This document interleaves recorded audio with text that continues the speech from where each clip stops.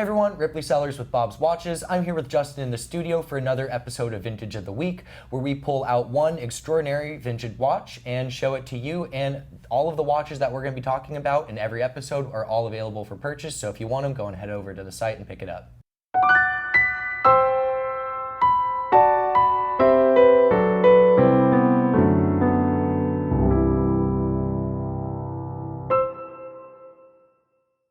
Justin, looking forward to talking about this one, but first, what do you have on your wrist? Wrist check. Well, I'm going vintage. I'm going a little bit different today.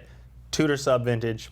I think they're really cool. They're very overlooked. It's got that Submariner look, but not quite. It's got the, different markers and, just a little bit different than the Submariner. And anyway, I think it's a really cool watch that doesn't get a lot of attention, and I'd like to wear it. Awesome choice. I think a fantastic one that plays into what we're talking about today. And I also came in theme for that as well.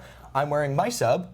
A more later version. Sure. Actually, I guess now it's just 30 years, so we're just hitting what will be vintage coming up here. And also, we'll count it. Yeah, you can. And I've got it on an Everest rubber strap. Very nice. Because it's kind of hot today. Yeah, I love the bezel. I love the faded on it. It kind of fits in with the vintage. Yeah, really nice. It faded to a great color. So it's somewhat might be clear that we might be talking about subs today because we both got one on. Yes. And the watch we have here is a reference 1680 Rolex Submariner. It's a really nice watch. Yeah, I love this. I love the look. I love the 1680s are one of my favorite, vintage references. There's just so many nice things. You want to start us off? Yeah, I mean, it's such an important sub, like in the context of the Submariner's history. It's such an important watch, but I feel like it often, especially in the all-white text configuration, doesn't get as much attention as it deserves. So let's just unpack what the 1680 is. The sub's been going around since '53, but the 1680 didn't come around until the later '60s, about '67 or so.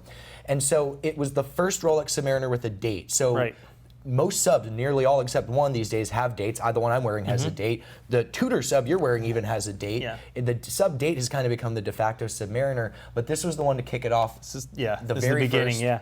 And it's also the only Rolex Submariner date with an acrylic crystal, and the only one with this friction fit bezel. So if you look at it relative to all other Submariner dates, it really stands out as unique.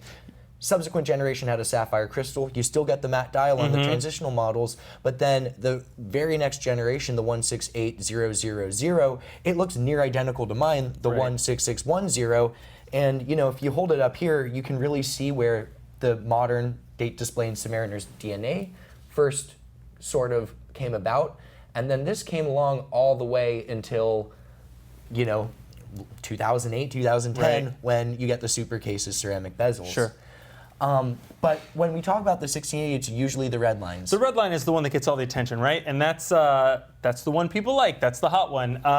And like you said, it's often overlooked with the all-white printing on it. And I think that's a shame because, like you said, I think it's such a great watch that just because it doesn't have that one feature of the red printing on the dial, it gets overlooked. And to me, I think it's great. It's so vintage. It has the top hat acrylic crystal and the matte dial, and then it just has that barely little bit of the modern, like that first iteration of the date, which I think is fantastic. I mean, I love little pieces like that anyway, where this is the first time they introduced this or that or whatever. It's kind of historically significant to me. And aside from that, I love the way this watch looks. I think it's gorgeous. It has the big tritium lume, no surrounds, just a big lume all the way around. This one has a gorgeous patina on it. And it has that vintage tool watch look to me. And personally, in a vintage sub, that's what I'm looking for. I love the matte dial. I love the patina on it. I think it's just a beautiful, beautiful watch. Yeah, obviously, I love the 1680. At a glance, it looks different than any other date sub. That crystal, just the profile of it here. Look how much that stands up at the top hat. You don't see it on someone's wrist at an angle and think it's anything modern. But I think the big point in discussing this specific watch versus like a Red Line is the price difference. They're basically the same watch, only difference is the dial and when they were produced within the model's history, and yet you're paying thousands of dollars less for an example like this. But I almost like having all white text when it's got a beautiful patina like this. It does, yeah. Like there's no conflicting colors. It's this stark matte black and white background, and then you just get this really punky, like creme brulee colored lume on there. Yeah, the red lines are fantastic, and they're gorgeous watches. I love them. It's Don't almost get me a different wrong. watch at the price point and just what it is. It is, and especially with, like you said, with the patina and the way that these materials fade and change color over time. That I agree with you. I prefer the white on this one. It's just so clean. It has that yellowy, orangey patina on the lume, and then the white printing all set on that matte field. It's really clean, and I think the red on this one.